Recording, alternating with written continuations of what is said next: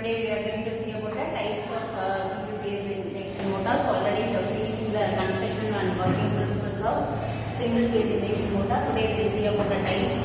So there are the four different types of single phase induction motor. One is a split phase, the other one is a capacitor start. The next type is a capacitor run. So we have one more thing, capacitor start and capacitor run. So combinations of a capacitor start and capacitor run, and last one is a shaded pole single phase induction motor. So first we will see the split phase induction motor first type. So we all know that single phase induction motor is not a self-starting motor. So in order to start the motor, we require an additional windings in order to start the motor. So here the additional winding which is called as an ancillary winding. So the main winding, stator winding which is said to be a main winding. So we can call the main winding or a running winding. We are giving this another name. Stator winding is called the main winding or the running winding. We are giving the supply to the single phase supply. It is a AC supply, so we are giving the supply to a main winding. So the main this is not enough to start the motor, so we are additionally giving an auxiliary winding. This auxiliary winding is also called as a auxiliary winding, which is also called as a starting winding. Since the head of this starting winding only, the motor begins to start. So we are calling this as a starting winding. So there are the two windings in a split phase. The one is main or running winding. The second is a auxiliary winding, additional winding. So both these windings are we need to set the both the windings should be in a 90-degree phase shift. Okay, this is what this 90-degree phase shift. Both the windings are set. And in addition to that, we have one more component, that is a centrifugal switch which is connected in series with the auxiliary winding. What is the use of this switch? So, in order to start the motor, we require an auxiliary winding. So, once the motor is started to rotate, so after that, this centrifugal switch will open, then this will be disconnecting this auxiliary winding. Okay, this switch is to just connect the auxiliary winding when the motor is to start. So after that, when the motor started, that is when it reaches the speed up to 75 to 80% of synchronous speed, at that time this switch is automatically opens and it will be disconnecting this auxiliary winding. So already we have seen the construction of a gauge type of a rotor. So it is a squirrel gauge type of a rotor. So this is already we have seen in the construction itself. So the next one is about a phasor diagram. So this is nothing but a phasor diagram of split phase. So here the main winding, generally we will be using this main winding as an inductive type. So in this inductive type, we are setting this is a low resistance. This main winding is low resistance as well as a high reactance. Okay, and for auxiliary winding, this will be a high resistance as well as a low. Yes, very good. So low reactance. So just opposite to the main winding as well as auxiliary winding, we are setting the resistance as well as the reactance will be just opposite. For the main winding, it is an inductive type, so we are setting this high reactance and low resistance. And for auxiliary winding, so we are using only this auxiliary winding only to start the rotor, so that we are setting the value of this auxiliary winding will be a high resistance as well as a low reactance. Okay. Then whenever we are giving the supply, at the time the current is started to flow to the main winding. This is known as a IF. we can call it as a I run, running current. IM, main current, or we can call it as a running current. We can denote with the I run. And IS is nothing but a starting current. So after giving the supply, the motor is started to rotate, as well as this current is flows through this also auxiliary winding. This is known as a IS, auxiliary winding current, or we can call it as a starting current, IS, or we can call it as a fully I start. Okay. Then these two differences between I start and IM, that is nothing but a resultant current I. Okay.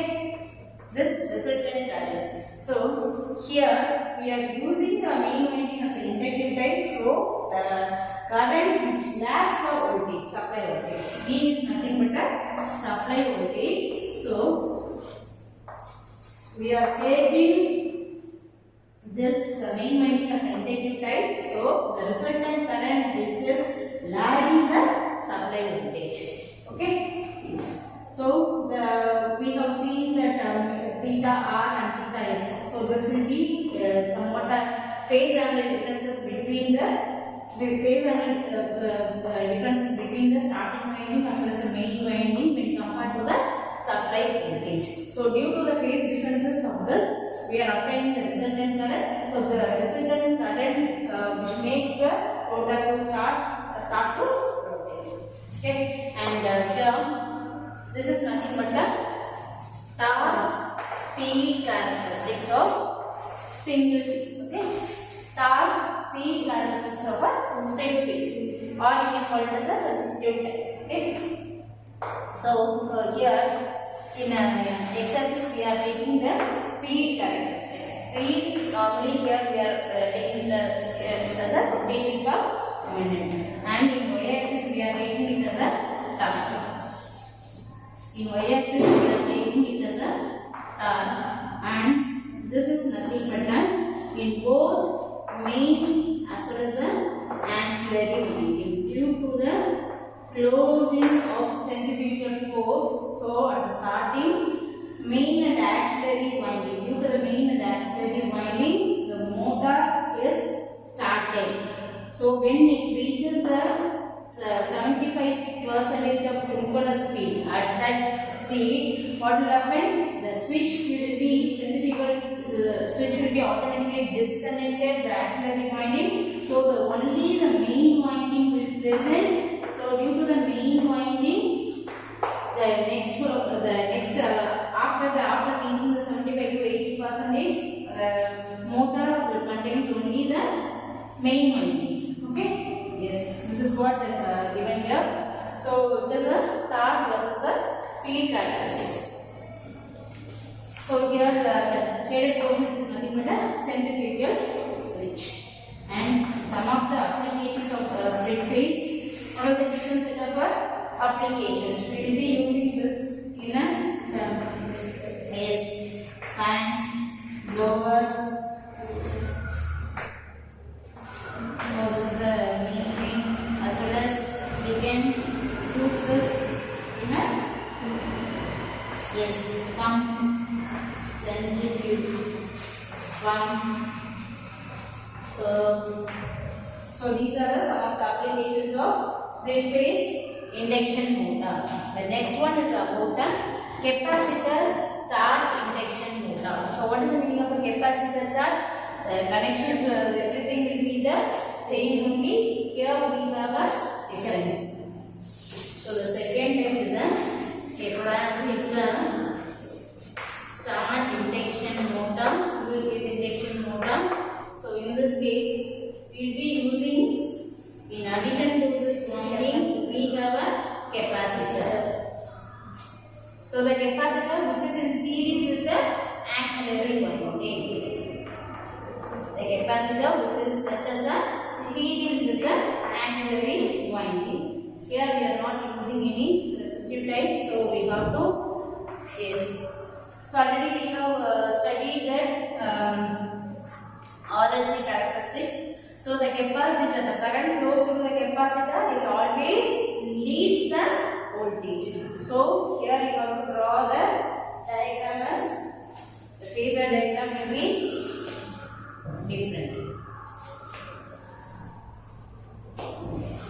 this.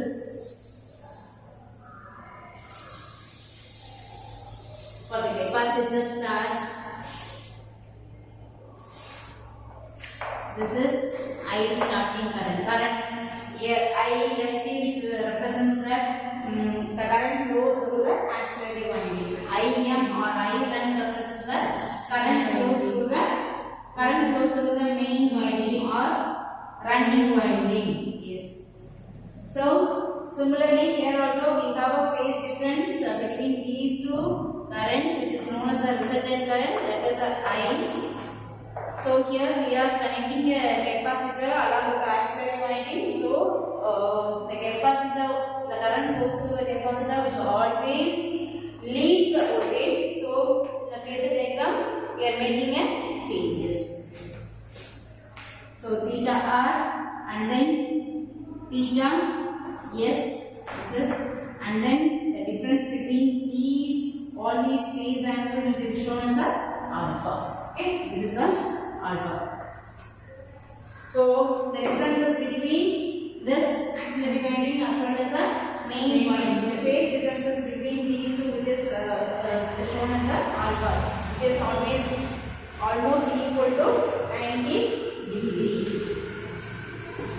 So here, what is the use of a capacitor?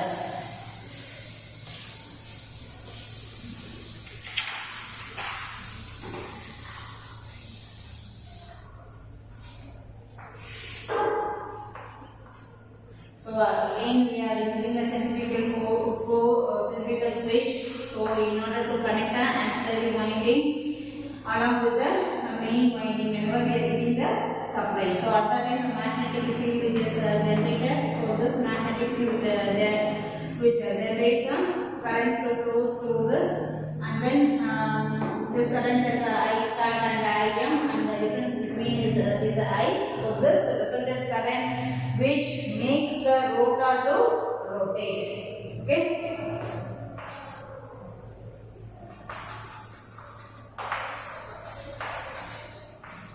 So once the motor is started to rotate, after that this centrifugal switch is automatically open and it is disconnecting the auxiliary switch. Okay. So due to the capacitor, the motor is the torque speed will be much more better than the split phase. Okay. The torque will be a maximum. The starting torque will be a maximum with the help of this capacitor. And the third one type is a capacitor start and capacitor run type. So same.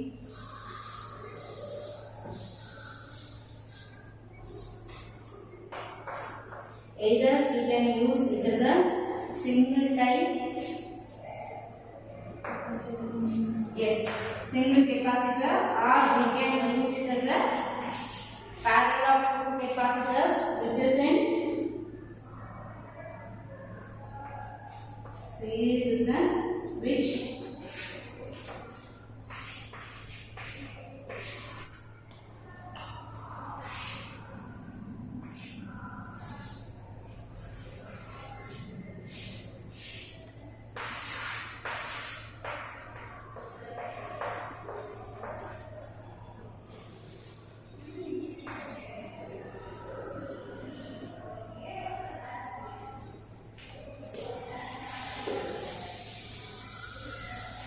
So capacitor start and capacitor run, and this is nothing but a two setup of capacitor start and capacitor run type, single phase induction motor. So the capacitor is always needs a supply voltage so that maximum.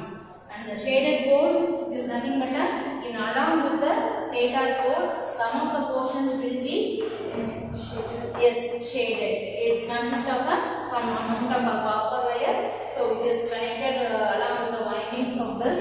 So due to the shaded portions, so whenever we are getting the supply, we are splitting this into three portions. Due to the OA portions,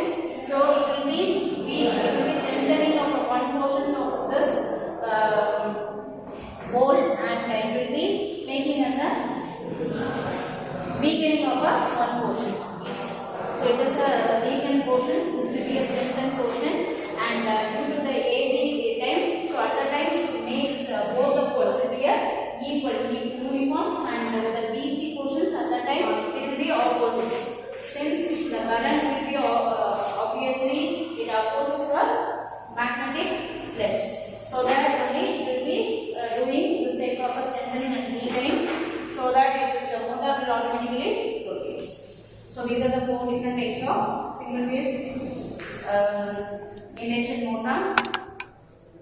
So it is an important question.